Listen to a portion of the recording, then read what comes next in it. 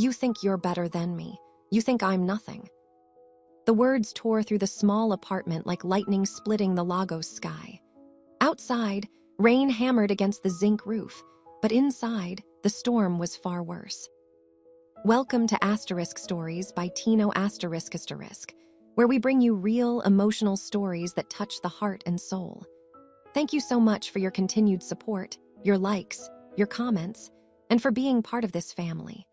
Before we dive into today's powerful story, please drop a comment below and let us know where you're watching from. We love hearing from you all around the world.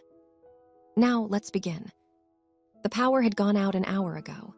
The generator 2 houses down hummed in the distance, a mocking reminder that some people in Yaba still had fuel to burn. Inside the cramped 2-bedroom flat, darkness pressed against every corner except for the weak glow of a rechargeable lantern sitting on the dining table. Yetund pressed herself against the kitchen doorway, her breath coming in short, ragged gasps. Her wrapper had slipped from her shoulder, exposing the strap of her faded nightgown. Her eyes were wide, red-rimmed, searching the shadows for any sign that this nightmare might end differently than the last time, or the time before that. Abena stood in the center of the living room, his chest heaving, his fists clenched so tight his knuckles had gone pale. Sweat poured down his face despite the rain-cooled air seeping through the jealousies. His work shirt, the one he'd ironed so carefully that morning, was now wrinkled and damp, clinging to his back. "Answer me," he shouted, his voice cracking with something that might have been pain if it wasn't buried so deep under rage. "You think because your sister sends money from Dubai that you're too good for this house, too good for me." Yetund's voice came out smaller than she intended. "Obi, please, the neighbors." "Let them hear." He kicked the plastic stool near his feet, sending it skittering across the terrazzo floor. "Let all of Yaba hear what kind of wife I have, a woman who doesn't respect her husband." From behind the brown leather sofa, the one they'd bought together 5 years ago when things were still good, when his salary was steady and her laughter was easy, a small face peeked out. 6-year-old Emeka's eyes were huge and glassy with unshed tears. His Spider-Man pajamas, a gift from his aunt abroad, seemed too bright for such a dark moment. Yetund saw him and her heart cracked further. She held up a trembling hand. "Please, not in front of him. Let's talk tomorrow when." "Tomorrow?" Abena's laugh was harsh, bitter. "Tomorrow you'll have another excuse. Tomorrow you'll find another way to make me feel small. Do you know what they said to me at work today? Do you know what that woman in HR said when I asked about my promotion?" Yetund's hands gripped the doorframe. She wanted to run to Emeka, to cover his ears, to carry him to the bedroom and lock the door. But she knew from experience that running only made things worse. "What did she say?" Yetund whispered, trying to keep her voice gentle, trying to find the man she'd married somewhere inside this stranger. "She said I'm not leadership material." The words seemed to drain something from him, but only for a moment. Then the anger rushed back in, filling the void. 7 years in that company, 7 years, and they bring in some boy from the University of Lagos with no experience and put him above me. "I'm sorry, Obi. I know it's hard." "You don't know anything." He moved closer, and she pressed herself harder against the doorframe.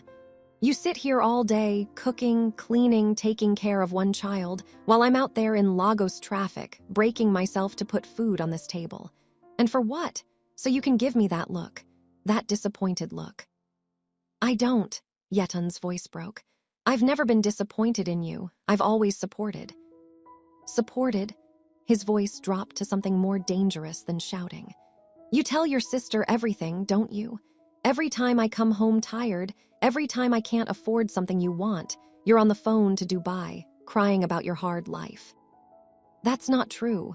Tears spilled down her cheeks now, hot and fast. "I would never." But he wasn't listening anymore. He was trapped in his own spiral, years of frustration and fear and wounded pride pouring out like poison. The economy was crushing him. The bills kept coming. His friends were moving to Lekki, buying cars, sending their children to better schools. And here he was, stuck in a moldy flat in Yaba, watching his dreams shrink with each passing year. "Mummy," Emeka's small voice cut through the tension. Both parents turned to look at their son.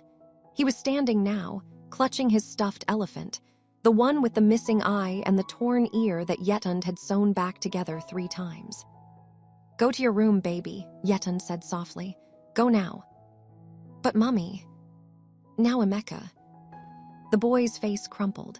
He turned and ran down the short hallway, his small feet slapping against the floor. The bedroom door slammed shut, and the sound seemed to break something in the air. Abana's shoulders sagged. For a moment, Yetund thought she saw regret flash across his face. But then he straightened again, his jaw set. "See what you've done," he said quietly. "You've turned my own son against me." "Obi, please." "I'm done talking." What happened next, Yetund would replay in her mind for weeks afterward. Not the violence itself. She would try to bury that deep, pack it away in some corner of her memory where it couldn't hurt as much. But the sound of it, the terrible percussion of flesh meeting flesh, of her own voice crying out, of furniture scraping across the floor as she tried to get away. And above it all, the rain, pounding and pounding and pounding on the roof. The neighbors heard it, of course. Mrs. Bimp in the flat above, who was always quick to smile and ask about Emeka's schooling. Mr. Ifany next door, who borrowed Abana's tools and never returned them on time. The students in the boys' quarters, who played loud music on weekends and threw their rubbish over the fence. They heard the shouting, the crying, the sounds that should have brought them running. But this was Lagos. This was Yaba. And everyone knew that what happened behind closed doors was nobody's business but the people inside. Mrs. Bimp turned up her television. Mr. Ifany put on his headphones. The students pretended they were too drunk to notice. Inside the flat, Yetund's world narrowed to survival. She curled into herself, protecting her head, her stomach, the parts of her that hurt most. She thought about Emeka in his room, about what he was hearing, about how she would explain this in the morning. She thought about her mother in Ibadan, who had warned her about marrying too young. She thought about the Bible verse hanging on their wall, the one about love being patient and kind. And somewhere in the midst of it all, she stopped crying. Not because the pain had stopped, but because something inside her had finally broken in a different way. When it was over, and eventually it always ended, Abana stood in the center of the living room, breathing hard. His hands were shaking. His face was wet with sweat and maybe tears. She couldn't tell in the dim light. Yetund didn't move from where she'd fallen near the sofa. Her body ached. Her heart ached worse. Outside, the rain began to slow. The generator next door coughed and died. Lagos settled into its usual nighttime sounds. Distant traffic, a dog barking, someone's generator starting up 2 streets over. Abana looked down at his wife, this woman he'd promised to cherish, to protect, to honor, and he couldn't meet her eyes. "Yetund," he started, his voice hoarse. She held up a hand, not in surrender, not in fear, just stop. He wanted to say he was sorry. He wanted to say he didn't mean it, that the stress had made him crazy, that tomorrow would be different. But the words stuck in his throat, strangled by shame and pride, and the terrible knowledge that he'd crossed a line he could never uncross. So he said nothing. He turned and walked to the bedroom, their bedroom, though it would never really feel like theirs again, and closed the door quietly behind him. Yetund stayed on the floor, staring at the ceiling she couldn't see in the darkness. Somewhere down the hall, she could hear Emeka crying softly. Her son, her baby, the one person in this world who depended on her to be strong. She closed her eyes. The lantern on the dining table flickered once, twice, then died completely, plunging the room into absolute darkness. And in that darkness, Yetund made a decision. She didn't know what it was yet exactly, but she felt it settling into her bones like cement, solid, unmovable, permanent. By morning, nothing would ever be the same. What would you do in Yetund's position? Have you ever felt trapped in a situation that seemed impossible to escape? Hit that like button if this story is touching your heart, and don't forget to comment below where you're watching from. Subscribe and turn on notifications. This story is just getting started, and you won't want to miss what happens next. Thursday morning broke over Lagos like any other day. Hot, hazy, and indifferent to the suffering of its 20 million inhabitants. The sun climbed over the lagoon, painting Victoria Island's glass towers in shades of gold, while Yaba's crowded streets remained stubbornly gray. Abena woke at 5:30 a.m. to the sound of his phone alarm. For a moment, lying in the bed he'd slept in alone, he felt nothing. Then memory crashed over him like a wave, and his stomach twisted.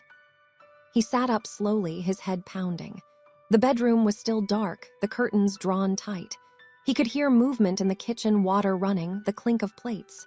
Yetund was awake, making breakfast probably, because that's what she did even after nights like last night. She kept the house running. She kept their life moving forward. The thought should have brought him comfort. Instead, it made him feel worse. He dressed quickly in the same clothes he'd ironed yesterday, before everything fell apart. Navy blue trousers, light blue shirt, black shoes that needed polishing but would have to do. His hands fumbled with the buttons. In the mirror on the wardrobe door, he caught a glimpse of himself and looked away immediately. In the kitchen, Yetund stood at the stove, her back to him. She wore a different wrapper now, this one tied tight and high, covering everything. Her movements were mechanical: crack the eggs, heat the oil, slice the bread. She didn't turn around when he entered. "Good morning," Abena said quietly. She said nothing. He cleared his throat. "Is Emeka still sleeping?" "Yes." One word, flat, empty. Abena wanted to say more. He wanted to explain, to apologize, to somehow make her understand the pressure he was under. But looking at her rigid shoulders, the careful distance she maintained, he knew that nothing he said would matter. Not right now. Maybe not ever. He took the plate she set on the table without looking at him.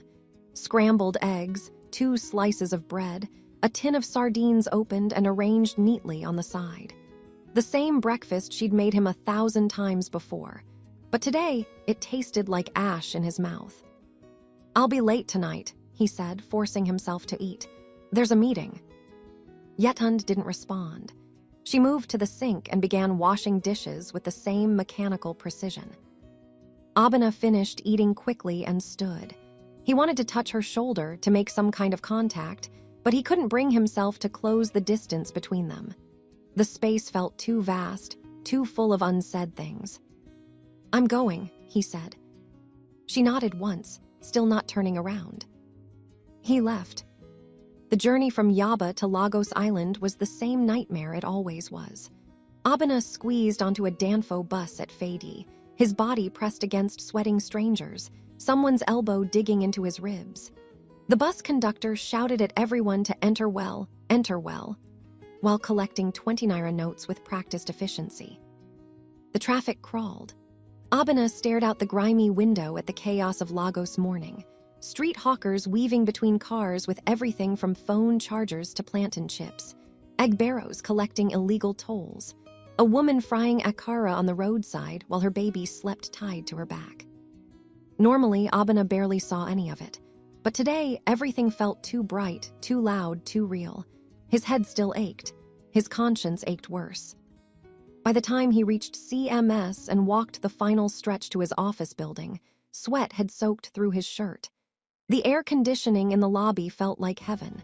He nodded to the security guard, swiped his access card, and headed for the elevators. "Abena." He turned.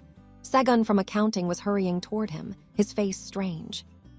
"Morning, Segun." Morning." Segun shifted his weight from foot to foot. "Listen, I just wanted to say I'm sorry, man."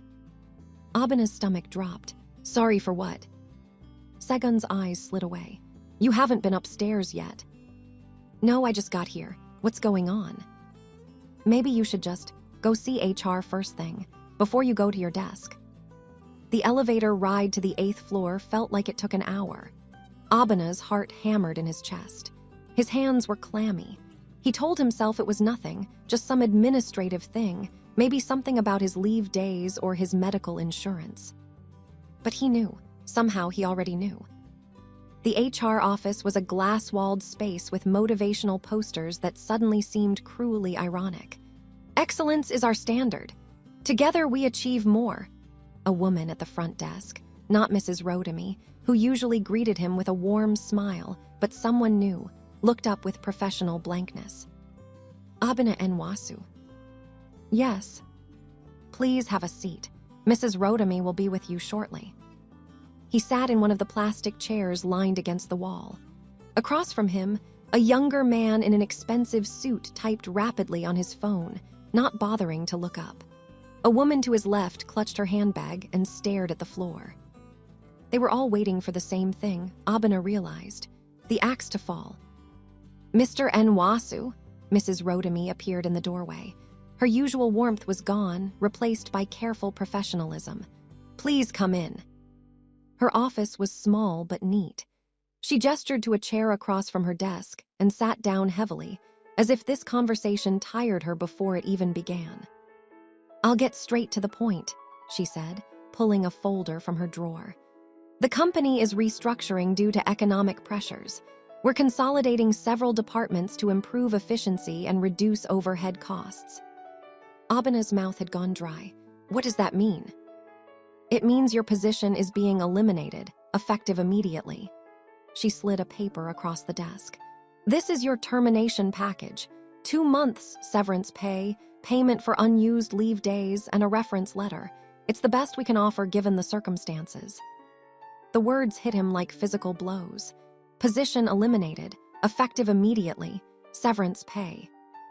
But his voice came out strangled. I've been here 7 years. 7 years, Mrs. Rodamy. I've never missed a deadline, never called in sick without reason, never. I know, Abena. For a moment, genuine sympathy flickered across her face. This isn't about your performance, it's about numbers. The company is cutting 20% of middle management across all departments. I fought for you, I really did, but... She spread her hands helplessly. There's nothing I can do, nothing at all. I'm sorry, the decision came from above, way above.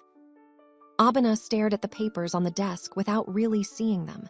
7 years. He'd given them 7 years of his life. He'd come in early, stayed late, swallowed his pride when younger men with better connections got promoted over him. And for what? What about Deo? He heard himself ask. The new guy in my department. Mrs. Rodamy's face became carefully neutral. Mr. Deo's position is not affected by the restructuring. He's been here 6 months. He has specialized skills that align with the company's new direction. Translation, he had connections. He had a degree from a fancy school. He probably had a family member on the board. Abena felt something dark and bitter rising in his chest. This was Lagos. This was Nigeria. It didn't matter how hard you worked, how loyal you were, how much you sacrificed. What mattered was who you knew, where you came from, how much money your family had. You need to sign here and here, Mrs. Rodamy said gently, pointing to the document. Then security will escort you to collect your personal items. You'll need to surrender your access card and company phone. Escort, like he was a criminal. His hand shook as he signed. The pen felt heavy, the letters of his name strange and unfamiliar. I'm truly sorry, Abena, Mrs. Rodamy said as he stood. I hope you land on your feet. The walk back through the office was the longest of his life. People he'd worked with for years suddenly found their computer screens fascinating. A few brave souls nodded sympathetically, but no one spoke to him. No one wanted to get too close to failure, as if it might be contagious. His desk looked pitifully small. A framed photo of Yetund and Emeka from 3 years ago, back when Emeka still had baby fat in his cheeks, and Yetund's smile reached her eyes. A mug that said "World's Best Dad." A small plant that was barely alive despite Yetund reminding him to water it every time she called during lunch. He packed everything into the cardboard box the security guard handed him. It took less than 5 minutes to erase 7 years. As he walked through the lobby for the last time, the security guard who'd greeted him that morning carefully looked away. Outside, Lagos heat slammed into him like a wall. The sun was merciless, bouncing off car windshields and glass buildings, making everything shimmer and blur. Abena stood on the sidewalk, clutching his box of belongings, and had no idea where to go. He couldn't face going home yet. Couldn't face telling Yetund that on top of everything else, on top of what he'd done last night, he'd also lost the one thing that had given him any sense of worth. The job that had barely paid enough but had at least been steady. The position that had let him call himself a provider. He walked, through the chaos of CMS, past the bus stops where conductors shouted destinations, past the traders selling everything under the sun. His dress shoes, the ones that needed polishing, rubbed blisters on his heels. The box grew heavier with each step. He ended up at a beer parlor in Oberland, a dingy place with plastic chairs and old Nollywood posters peeling off the walls. It was barely noon, but he ordered a bottle of Star and sat in the corner, staring at nothing. His phone buzzed, a text from Yetund. "Will you be home for lunch?" He stared at the message for a long time. Such a simple question, such an impossible one to answer. He turned off his phone. Back in Yaba, Yetund stood in their bedroom, staring at the wooden box she kept on the top shelf of the wardrobe. She pulled it down while Emeka was at school, while the flat was silent except for the sound of her own breathing. Inside the box were her important documents: birth certificate, marriage certificate, Emeka's immunization records, her old passport, and tucked at the very bottom something she'd been saving for years: money. Not much. Just 5,000 naira here, 2,000 there, saved from the small amount Abena gave her for household expenses, plus what her sister sent occasionally. She'd been saving for Emeka's school fees, for emergencies, for the future. Now, staring at the worn naira notes, Yetund realized that the future had arrived. The emergency was here. She counted the money slowly. 43,000 naira, not enough to start over, but enough to leave. Her hands trembled as she began to pack.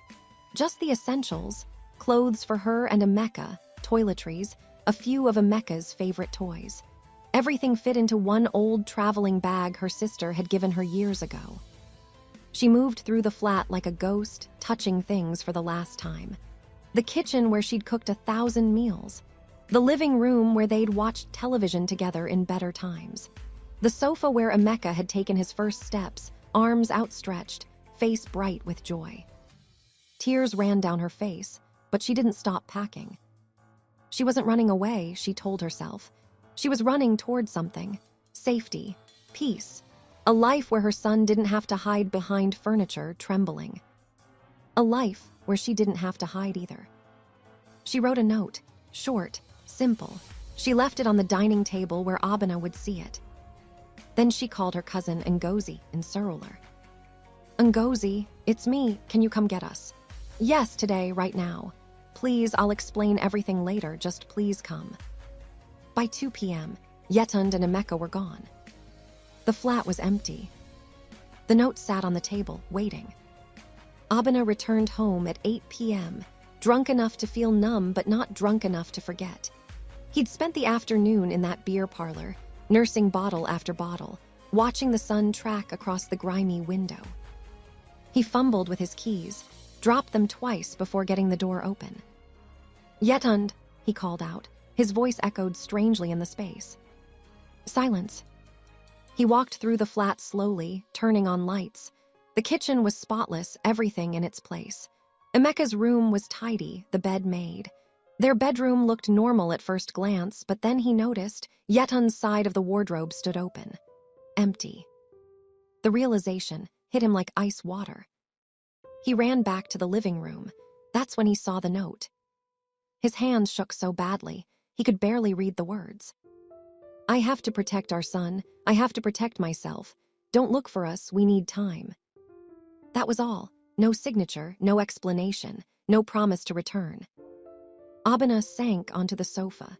The same sofa Emeka had hidden behind last night, and the box of his belongings from work sat at his feet like an accusation. In the span of 24 hours, he'd lost everything. His job, his family, his sense of himself as a man who had control over his life. The flat seemed to close in around him. Every corner held memories. Every surface accused him. This was the table where they'd eaten breakfast that morning in suffocating silence. That was the spot where Yetund had fallen last night, trying to protect herself. Abena put his head in his hands. For the first time in years, maybe in his entire adult life, he let himself cry. Not the angry tears of frustration he'd shed before, but the deep, wrenching sobs of a man confronting what he'd become. Outside, Lagos continued its endless noise.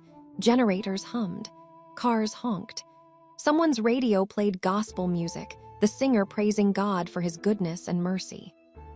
Inside the empty flat in Yaba, Abena sat alone with his shame and his grief. And somewhere across the city, in a small room in Surulur, Yetund held Emeka close and whispered promises she hoped she could keep. She packed only what she could carry, but she carried the weight of everything. Have you ever had to make an impossible choice for your own safety? Have you ever watched someone you love destroy everything good in their life? Drop a like if this story is hitting close to home, and comment below. We want to hear your thoughts. Don't forget to subscribe and turn on those notifications. Coming chapter is coming, and you need to see how Yetund finds her strength. Ngozi's flat in Surulur was nothing like the home Yetund had left behind. It was smaller, just one bedroom that Ngozi shared with her 2 daughters, plus a tiny parlor that doubled as kitchen and dining room. The walls were unpainted cement blocks, and the single window faced directly into the compound of the next building, so close you could hear the neighbors' conversations as clearly as if they were in the same room. But it was safe. That first night, Yetund and Emeka slept on a thin mattress on the parlor floor. Ngozi had insisted on giving up her bed, but Yetund refused. She'd already imposed enough, arriving with tears streaming down her face and a trembling child clutching her hand. Emeka fell asleep quickly, exhausted from crying. Yetund lay awake, staring at the ceiling where a gecko hunted mosquitoes in the dim light from the street lamp outside. Every sound made her jump: footsteps in the corridor, a door slamming somewhere in the building, men's voices raised in argument 3 flats over.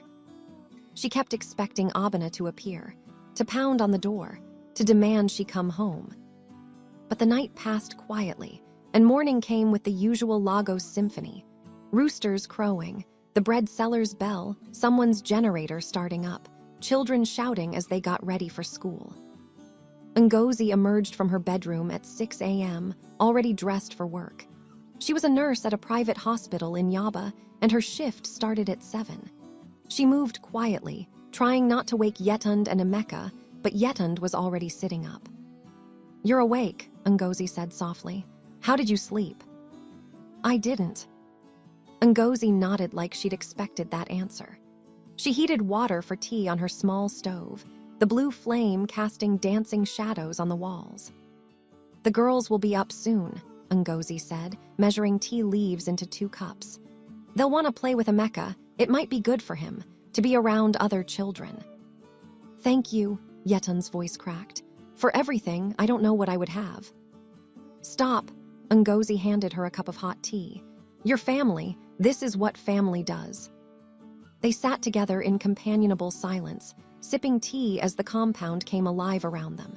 Through the window, Yetund could see women fetching water from the communal tap, their buckets balanced expertly on their heads. A man washed his car with a rag and a bucket of soapy water. Children chased each other between the buildings, shrieking with laughter. Normal life, going on as if her world hadn't just shattered. "Do you want to talk about it?" Ngozi asked finally. Yetund shook her head. Then, contradicting herself, the words started pouring out. Not all of it. She couldn't bring herself to describe the details of Wednesday night. But enough. The stress Abena had been under. The way he'd changed over the past year. The times before this when he'd pushed her, grabbed her arm too hard. Shouted things that left bruises on her spirit, even if they didn't mark her skin. "I kept thinking it would get better," Yetund whispered. "I kept praying. I kept trying to be a better wife, to support him more, to complain less. But nothing I did was ever enough." Ngozi reached across the small space between them and took Yetund's hand. "It was never about you not being enough. You understand that, right?" Yetund nodded, but she didn't really believe it. Not yet. By the time Ngozi left for work and her daughters left for school, the flat felt both too empty and too full. Emeka woke slowly, confused about where he was. When he remembered, his face crumpled. "Where?" Daddy?" he asked, his voice small. Yetund pulled him close. "Daddy's at home. We're going to stay with Auntie and Ngozi for a little while." "Why? How did you explain this to a 6-year-old? How did you tell your child that his father, the man who carried him on his shoulders, who helped him with homework, who bought him ice cream on Sundays, was also someone you needed to run from?" "Because Mummy needs some time to think," she said carefully. "And this will be like an adventure. You'll get to play with your cousins every day." Emeka seemed to accept this, but his eyes held questions she couldn't answer. They spent the day settling in. Yetund washed their clothes by hand in a bucket in the bathroom, hung them on the lines strung across the compound. She swept Ngozi's flat, cooked rice and stew for dinner, tried to make herself useful. But mostly, she thought. Memories kept ambushing her. Not just the bad ones, those were easy to remember, sharp and painful and immediate. But the good ones too, and those hurt worse. Their wedding day at that small church in Ibadan. Abena in a suit that was too big for him, borrowed from his brother. Yetund in her mother's wedding dress, altered to fit. They'd been so young, so sure that love was enough. Their first flat in Bariga, even smaller than the one she'd just left. How they'd laughed as they carried their few possessions up 3 flights of stairs. How they'd made love on a mattress on the floor because they couldn't afford a bed yet. How everything had seemed like the beginning of something beautiful. The day Emeka was born, Abena had cried actual tears when the nurse placed their son in his arms. "I'm going to be the best father," he'd promised. "I'm going to give him everything I never had." He'd meant it. She knew he'd meant it. Where had that man gone? When had the pressure of Lagos, the traffic, the bills, the constant struggle to stay afloat, hollowed him out and replaced him with someone else? Or had he always been there, that angry man, just waiting for the right combination of stress and shame to bring him to the surface? Yetund didn't know, and the not knowing was almost worse than everything else. Her phone rang that afternoon. Abena's name flashed on the screen. Her hand shook as she stared at it. She let it ring out. He called again, and again, and again. On the 5th call, she answered, but she didn't speak.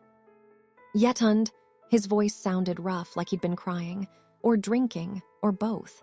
"Yetund, please, just tell me you're safe. Tell me Emeka is okay." She closed her eyes. "We're fine." "Where are you? I need to see you. I need to explain." "There's nothing to explain." "Please," the desperation in his voice was painful to hear. "I lost my job yesterday. Did you see my box? I came home to tell you and you were gone." She'd seen the box. She noticed it sitting by the door when she was packing, but she'd been too focused on leaving to register what it meant. He'd lost his job. Part of her felt a twist of sympathy. She knew how much that job meant to him, how much of his identity was tied up in being a provider.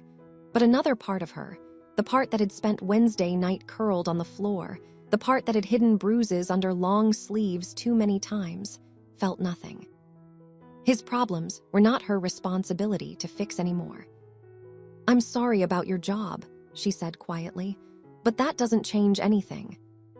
I know what I did was unforgivable, but Yetund, I need you. I need my family. Without you, You need to figure out who you are without us," she interrupted. "You need to figure out who you want to be, and I need to remember who I am before all of this." "How long?" His voice broke. "How long will you be gone?" "I don't know. Can I at least talk to Emeka?" She looked at her son, who was drawing pictures with crayons Ngozi's daughters had shared. His tongue stuck out in concentration as he colored a house with a big sun overhead and stick figures holding hands. "Not yet," she said. "He needs time too." "Yetund." She hung up.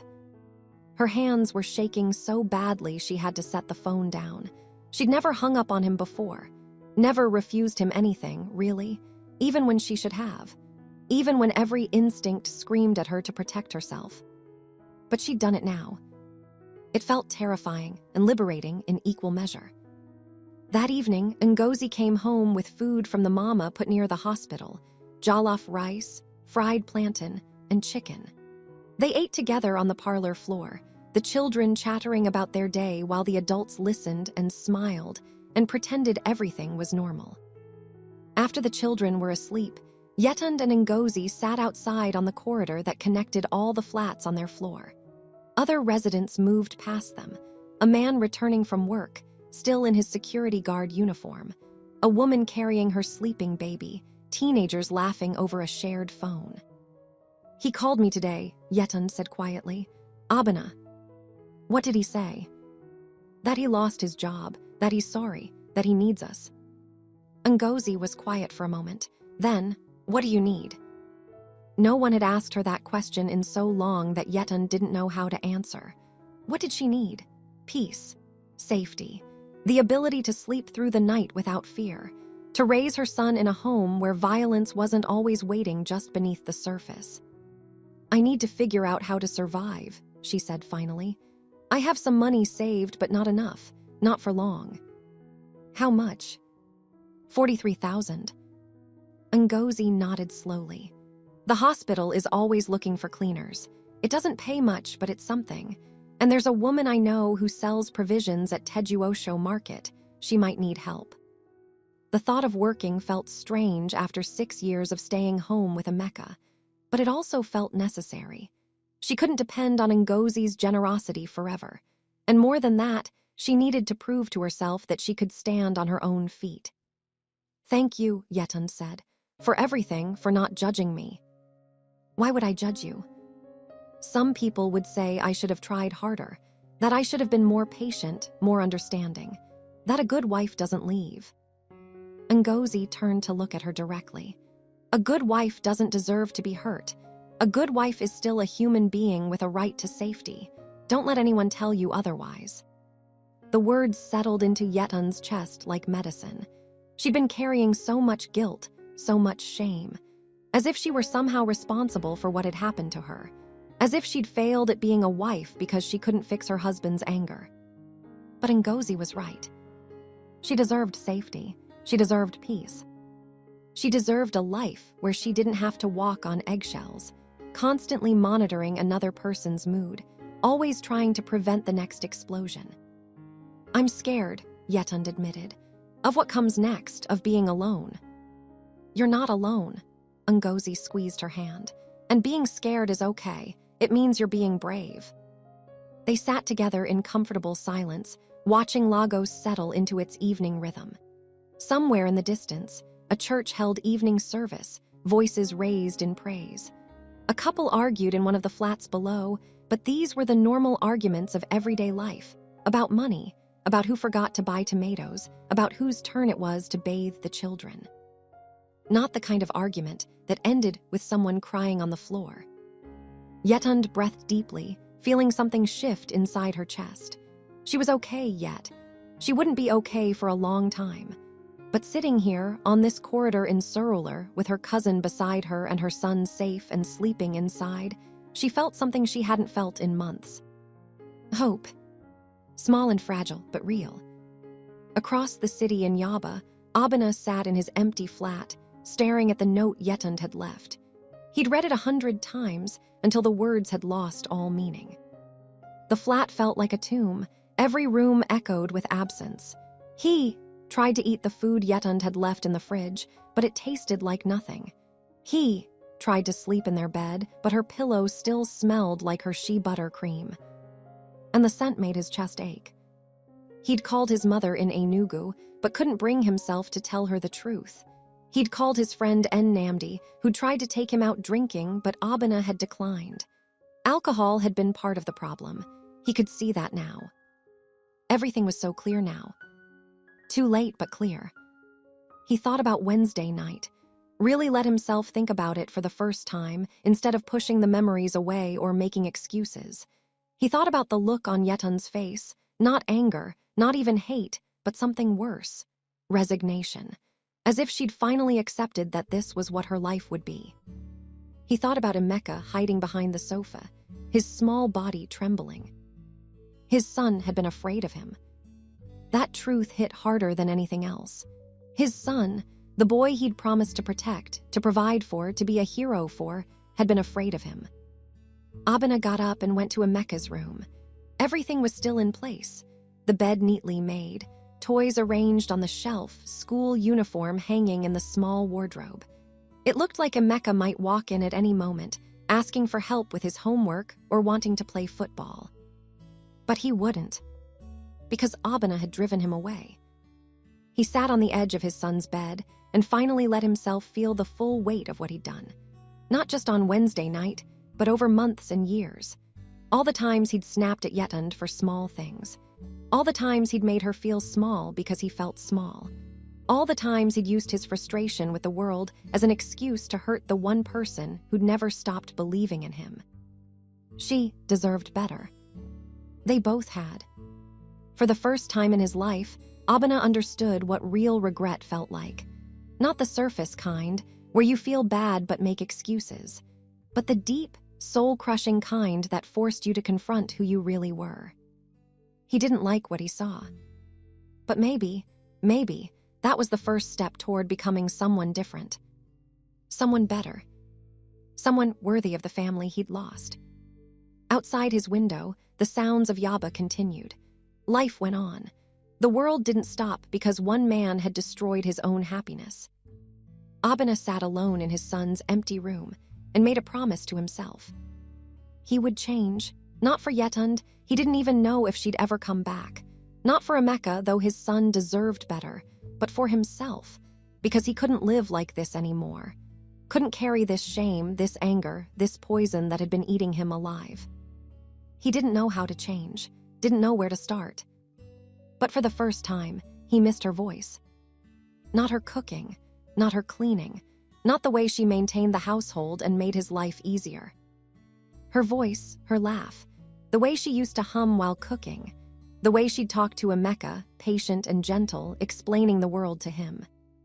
He missed the person she was, not the things she did for him. And in that missing, something shifted. It was small, barely noticeable, like the first crack in a dam before the flood. But it was there. Have you ever realized too late what you had? Have you ever had to choose between what's familiar and what's safe? This story is about real pain and real healing. If it's touching you, hit that like button and share it with someone who needs to hear this message. Comment below with your thoughts. We read every single one. And don't forget to subscribe, because next chapter is going to show you both sides of rock bottom. You don't want to miss it. The first week without Abena felt unreal, like Yetund had stepped into someone else's life and was only borrowing it for a while. Days in Surulur began early. By 5:30 a.m., the compound was already awake, women calling out to one another, buckets scraping on concrete, generators coughing to life. Yetund woke before the noise most mornings, her body trained by years of routine. But now there was no husband to serve breakfast to, no timetable built around another person's moods. It was unsettling.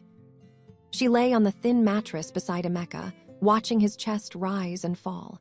In sleep, he looked peaceful, one arm flung over his stuffed elephant, thumb dangerously close to his mouth. There were faint shadows under his eyes that hadn't been there a month ago. Children carried stress in their own quiet ways. Yetund brushed a hand over his hair. This is why I left, she reminded herself. This is why I must not go back. By the third day, Ngozi had arranged an interview for her at the hospital. It wasn't an interview in the formal sense. No CV, no panel. Just a brief conversation with the matron, a tired woman with sharp eyes who asked one main question. Can you work hard and keep your mouth shut? Yes, Yetund said without hesitation. She started the next morning as a cleaner. The pay was small, embarrassingly small. But when Yetund tied the blue cleaning apron around her waist and picked up the mop, something unexpected happened. She felt steady. The work was physical and exhausting. Her back ached by noon, and the smell of disinfectant clung to her skin even after she washed her hands raw. But each floor she cleaned, each task she completed, gave her a strange sense of control. This money, even if it was little, was hers. No shouting. No fear. No waiting for approval. During her lunch break, she sat on a concrete bench behind the hospital and ate the bread and boiled egg she'd packed. Other cleaners sat nearby, laughing loudly, complaining about supervisors, sharing gossip. One of them, a woman named Sade, nudged her. "You're new, Abby." "Yes." "You'll get used to it," Sade said, chewing. "At least nobody beats you here." The words hit harder than Yetund expected. That night, as she lay beside Emeka again, her muscles sore, she realized something important. She hadn't flinched all day. Not once. Across Lagos, Abana's days were unraveling. He woke late now, with no alarm to obey and nowhere to rush to. The flat stayed messy, clothes piled on chairs, plates sat unwashed in the sink until ants found them. He ate when he remembered to, mostly bread and cheap noodles. The silence was the worst part. He tried calling Yetund again on Sunday evening. It rang until voicemail. He didn't leave a message. What would he say that he hadn't already ruined with his actions? Instead, he went out. Not to drink, he'd promised himself he would stop. Instead, he walked. Through Yaba, through streets he knew too well, past the school where Emeka attended. Children spilled out of the gate, laughing, uniforms dusty, parents waiting. Abana stood across the road, hands in his pockets, watching.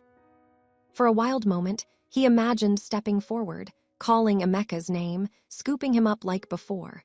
But the image shattered just as quickly. What if his son flinched? The thought stopped him cold. That night, Abana called a number he hadn't dialed in years. "Hello," the voice on the other end said cautiously. "It's me," Abana said, "Uncle Chike." A pause. "What happened?" Abana swallowed. "I need help." 2 weeks passed. Yetund settled into a rhythm, work in the mornings, pick Emeka up from school in the afternoons, cook, clean, sleep. The days were hard but predictable, and predictability felt like luxury. Emeka began to smile again. He played football in the compound with Ngozi's daughters. He laughed loudly when cartoons came on. Sometimes he asked about his father, but less often now. One evening, while folding clothes, Yetund noticed something that made her heart squeeze. Emeka had drawn a picture. 3 figures stood under a bright sun. A woman, a boy, and another adult figure standing far away, smaller, near the edge of the paper. "Who is that?" Yetund asked gently. Emeka hesitated. "Daddy." "Why is he far?" Emeka shrugged. "Because he's thinking." Yetund pulled him into her arms, fighting tears. Children understood more than adults gave them credit for. Abana's help came in an unexpected form.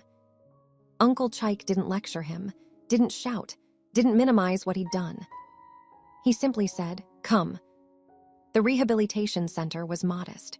No fancy signs, no soft words, just rules, routines, and uncomfortable honesty. On the 3rd day, during a group session, Abana finally spoke. "I used to think anger made me strong," he said, staring at the floor. "But all it did was make me alone." No one clapped, no one comforted him. But for the first time, no one excused him either.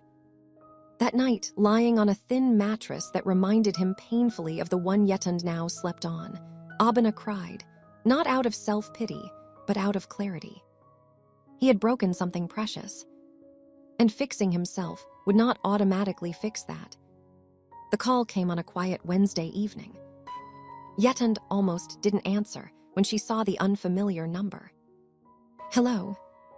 "It's me," Abana said. His voice sounded different, lower, steadier. "I'm not calling to ask you to come back," he said quickly. "I just wanted you to know I'm getting help." She closed her eyes. "I'm not drinking. I'm not working yet. I'm learning." There was silence between them. "I'm glad," Yetund said finally, and she meant it. "I don't expect forgiveness," Abana added. "I just want to become someone Emeka won't be afraid of." Her chest tightened. "That's between you and him," she said, "and time." "Yes," he agreed. "Thank you for answering." When the call ended, Yetund sat very still. For the first time since leaving, she didn't feel fear or guilt. She felt distance. And distance, she realized, was not the same as loss. Sometimes it was survival. That night, as Lagos hummed around them, Yetund lay awake again. But this time, her thoughts were different. She wasn't replaying the past. She was imagining a future. One where she stood on her own feet. One where her son slept without fear. One where love, if it ever came again, would not hurt. Outside, the city breathed. And inside her, something stronger than hope was forming. Resolve. What happens when healing begins, but reunion is uncertain. Next chapter will test boundaries, forgiveness, and the cost of starting over. Don't forget to like, comment where you're watching from, and subscribe.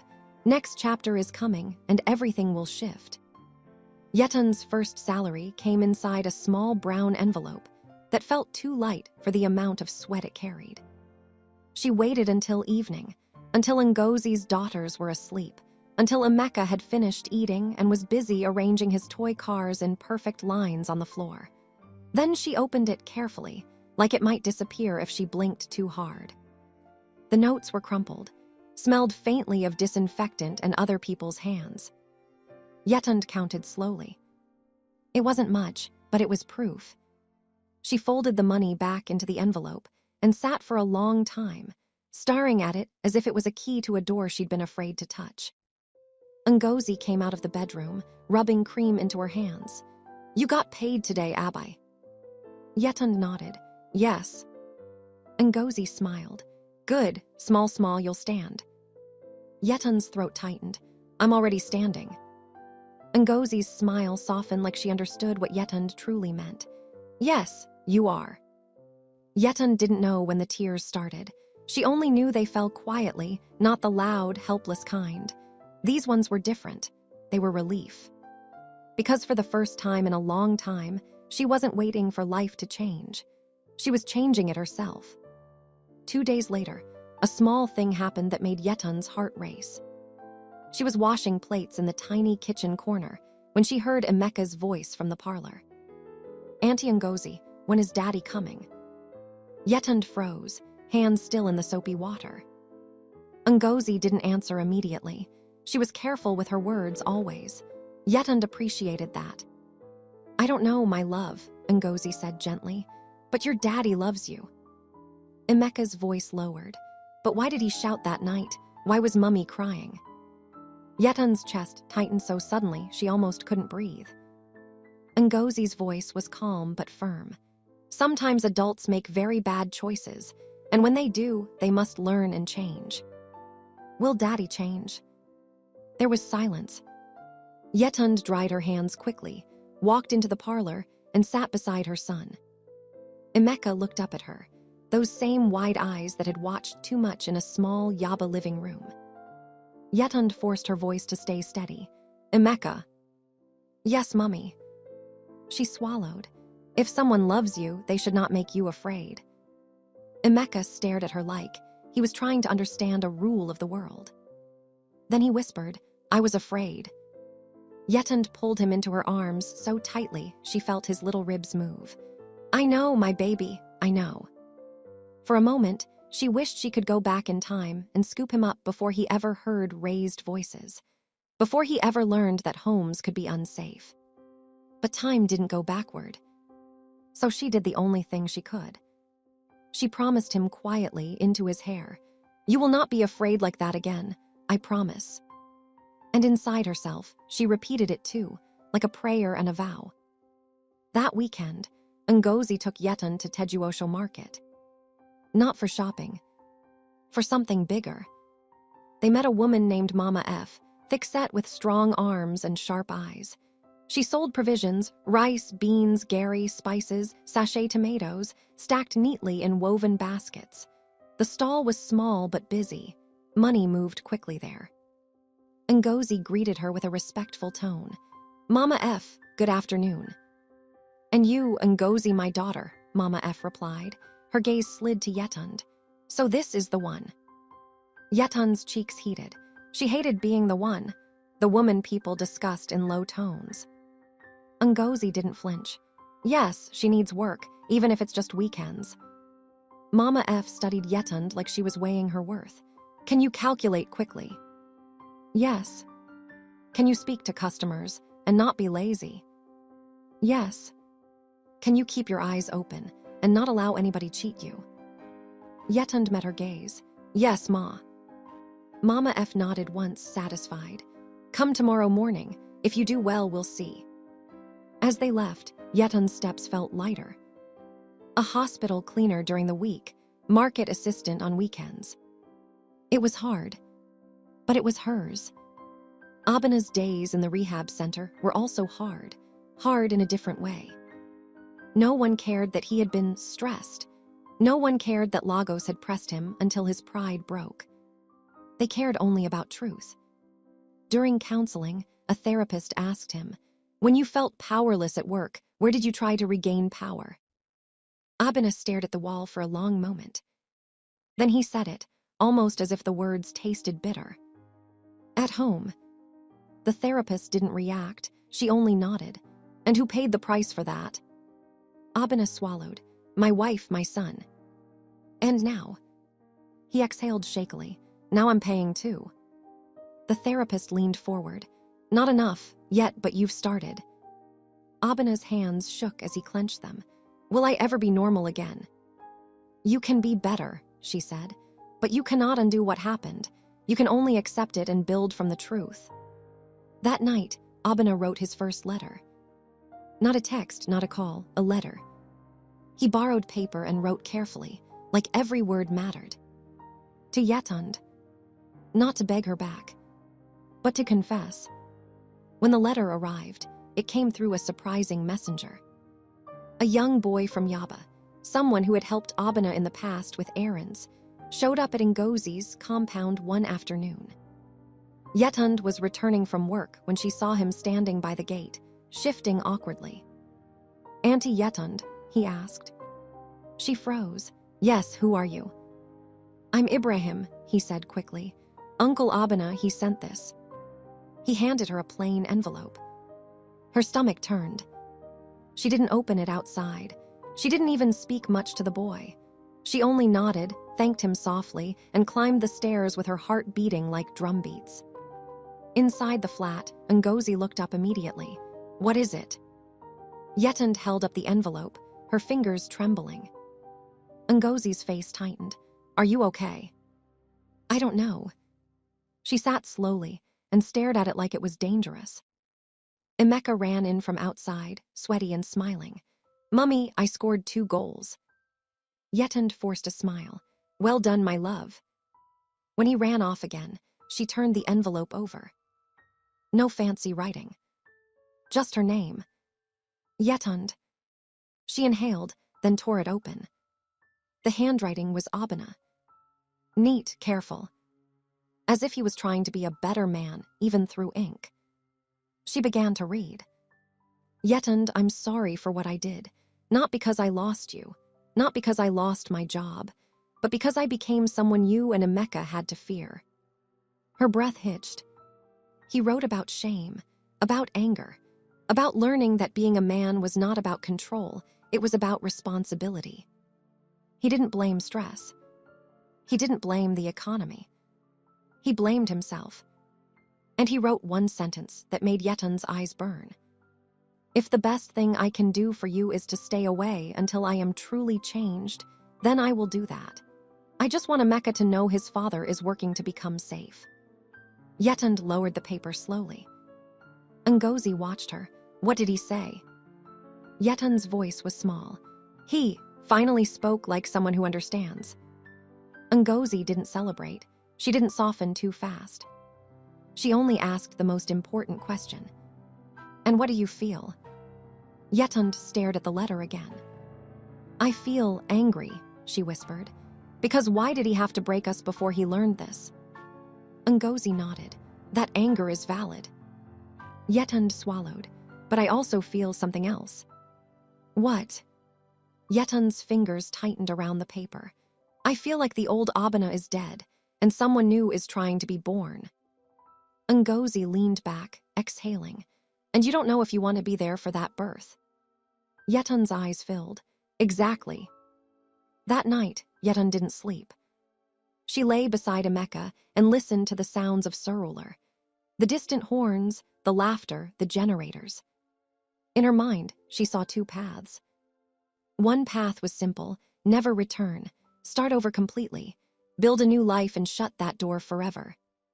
The other path was dangerous. Allow Abena the chance to become better, not as a husband yet, maybe not ever, but as a father. Yetund didn't know which path was right. But she knew one thing. Her decision could not be based on pity. Not on fear. Not on nostalgia. Only on safety. Only on truth. Only on what her son deserved. As dawn crept in, she finally whispered into the quiet, "God, show me the next step." And as if the city itself answered, her phone buzzed. A message from an unknown number. One line only. "Madam, your husband is outside this compound." Yetund sat up so fast her whole body shook. Outside. Here. In Surulur. Her heart slammed against her ribs. Because if Abena had found her, then the calm she'd been building was about to be tested. And Yetund didn't know if she was ready.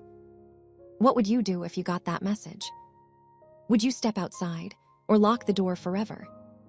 Yetund didn't move. For a long moment, she simply sat on the mattress, staring at the glowing screen of her phone as if the words might rearrange themselves into something less terrifying. "Madam, your husband is outside this compound." Her first instinct was panic, the kind that tightens your chest and sends your thoughts racing in all directions at once. How did he find her? Who told him? Was he angry? Was he drunk? Then she looked at Emeka. Her son was still asleep, one arm flung over his elephant, his face soft and untroubled. Whatever decision she made in the next few minutes would ripple into this small, innocent life. She stood quietly and walked into the parlor, closing the bedroom door gently behind her. Ngozi was already awake, tying her scarf before leaving for the early shift. Ngozi saw her face and froze. What happened? Yetund handed her the phone. Ngozi read the message once, then again. Her jaw tightened. "Is he alone?" "I don't know." Ngozi didn't hesitate. "You're not going out there alone." "I didn't say I was going at all." Ngozi studied her carefully. "Do you want to see him?" Yetund opened her mouth to say no. But the truth came out instead. "I don't know." Ngozi nodded slowly. "Then we control this, not him." She grabbed her bag. "Let me see what's happening first." They stepped into the corridor together. Other residents were already stirring, doors opening, voices rising, life unfolding as usual. At the gate of the compound stood Abena. Yetund barely recognized him. He looked thinner, smaller somehow, his shoulders no longer squared with false confidence. He wore simple clothes, black trousers, a plain shirt, and held his hands loosely in front of him like someone trying not to appear threatening. When he saw them, he didn't step forward. He just stood there, waiting. Ngozi approached the gate alone. "Yes?" she asked sharply. Abena swallowed. "Good morning. I'm not here to cause trouble. I needed to see my wife, to talk if she agrees." Ngozi crossed her arms. "You don't get to show up uninvited." "I know," Abena said quickly. "I'm sorry, I shouldn't have come like this. He stopped himself, inhaled. "I just wanted to ask. I'll leave if she says no." Ngozi turned and looked back at Yetund. Everyone in the compound seemed to slow down.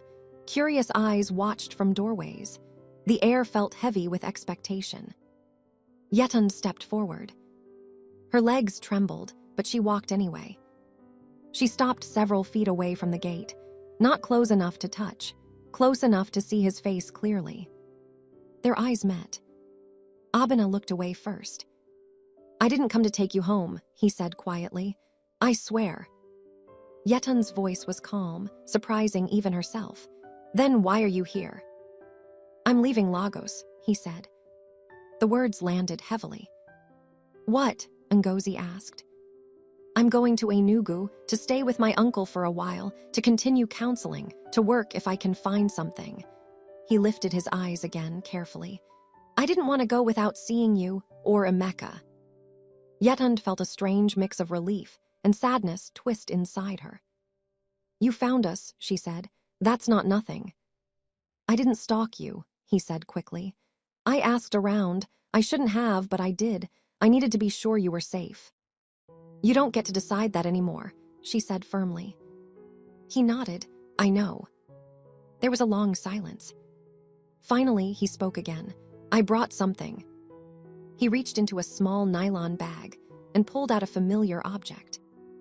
Emeka's school shoes. Cleaned, polished, the torn strap repaired. Yetund's breath caught. He forgot them in Yaba, Abena said softly. I thought he might need them. For a moment, Yetund couldn't speak. This wasn't a grand gesture. It wasn't dramatic.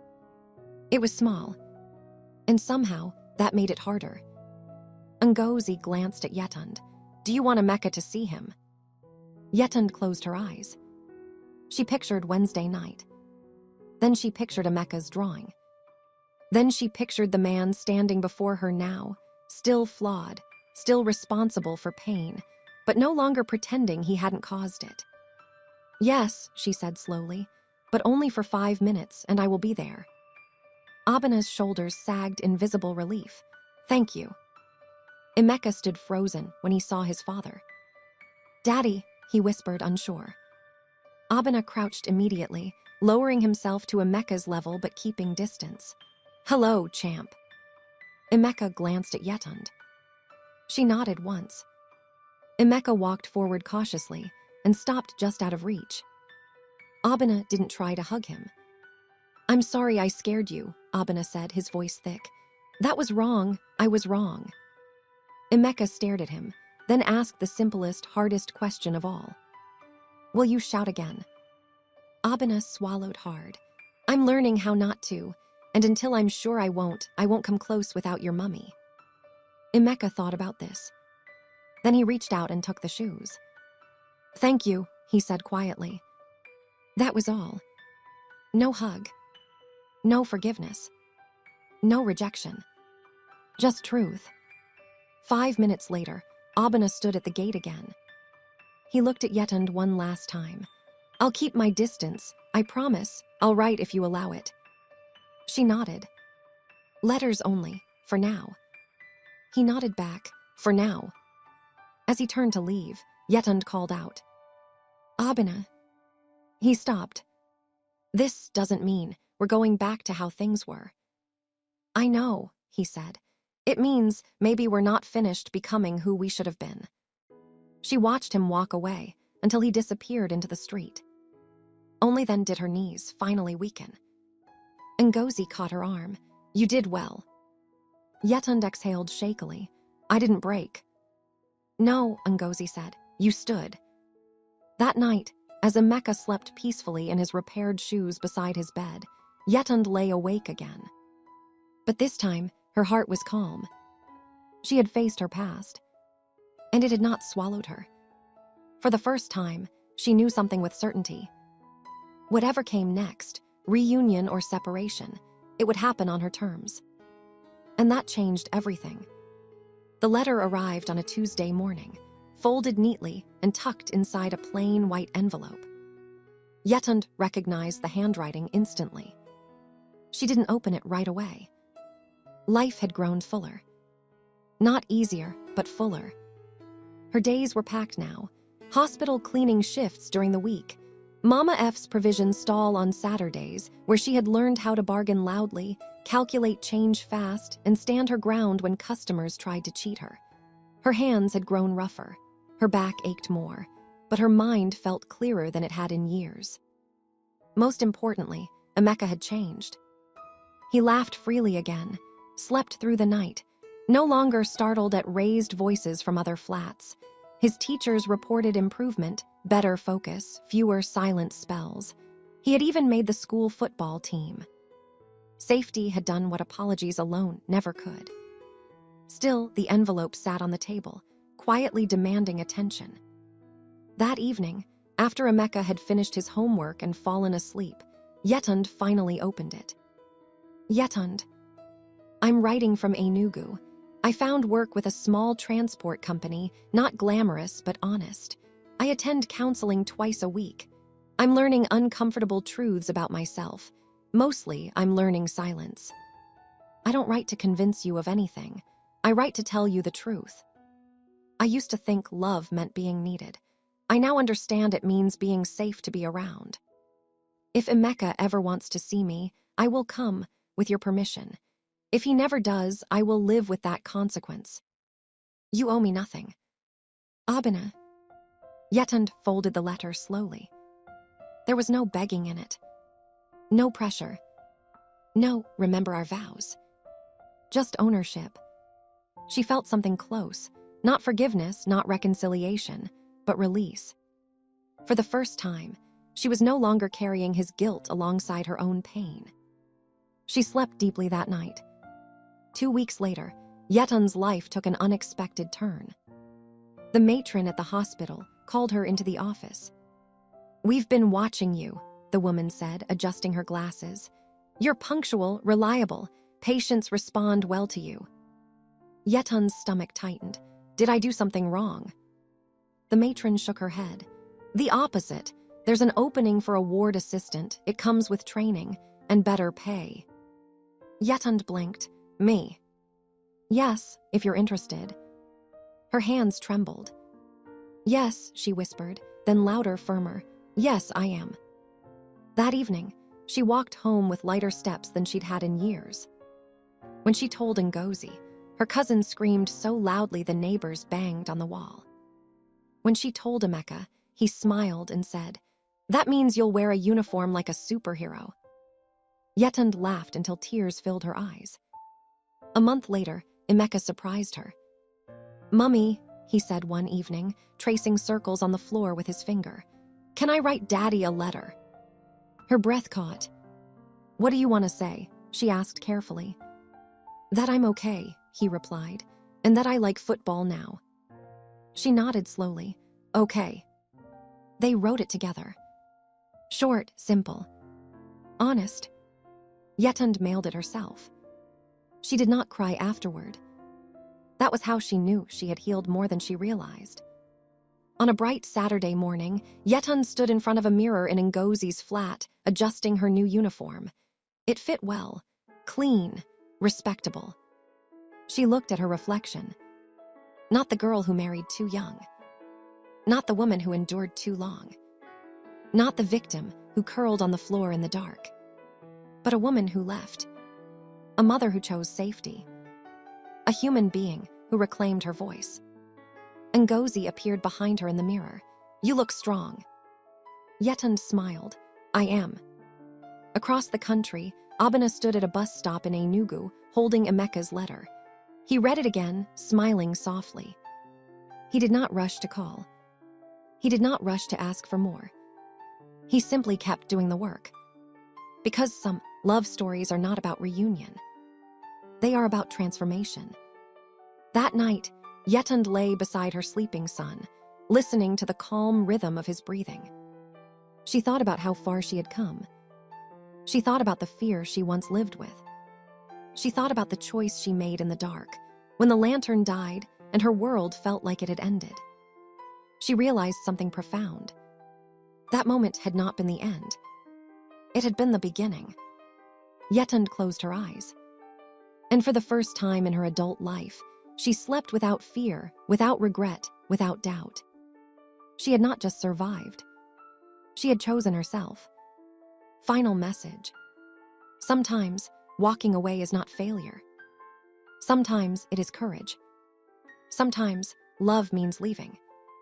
And sometimes, healing means never going back. If this story touched your heart, share, and comment where you're watching from. And remember, your safety, your peace, and your life matter. This is Stories by Tino. And this story is complete.